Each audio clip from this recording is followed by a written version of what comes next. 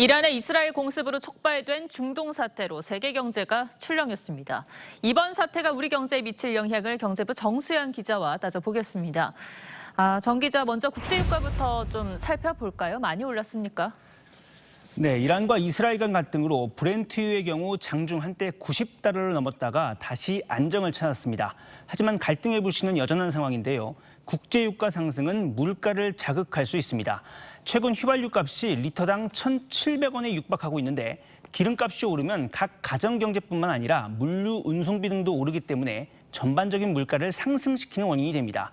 정부가 최근 9번째로 유류세 인하 조치를 연장한 것도 이런 고민의 연장선입니다. 제조업의 타격도 큽니다. 국제 유가와 환율이 각각 10%씩 오르면 제조업의 경우 원가가 각각 0.67%, 3.68% 올라서 총 4.4%가량 비용이 오른다는 분석도 있습니다.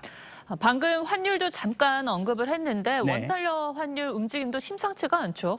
네, 지난 16일에 원달러 환율이 역대 네 번째로 1,400원을 돌파했습니다. 엔화도 34년 만에 역대 최저치로 떨어졌고요. 급기야 재무장관 회의차 미국에서 만난 최상목 경제부총리와 슈니치 일본 재무장관이 공동 대응에 나섰습니다.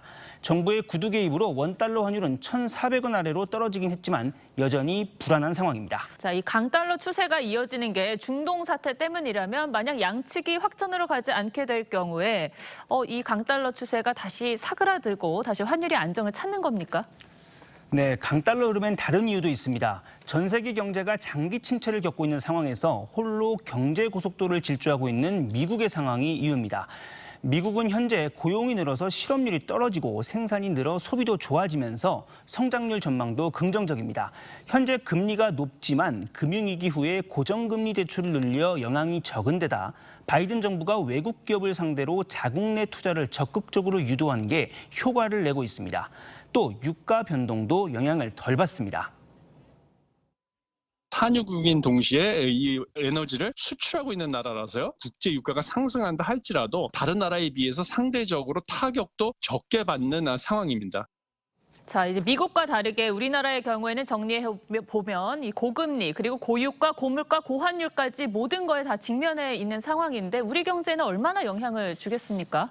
네, 일각에서는 금리, 물가, 환율이 한꺼번에 오르는 삼고 현상이 지속되면 장기적인 경기 침체로 번질 수 있다고 우려합니다. 최근 여러 경제 지표를 보면 코로나19 이전 수준을 회복한 경우가 많지 않습니다. 이런 상황에서 삼고를 겪게 되면 원자재 값과 운송비 부담으로 기업 활동은 부진해지고 국민 소비도 위축되며 성장률 저하로 이어질 수 있습니다.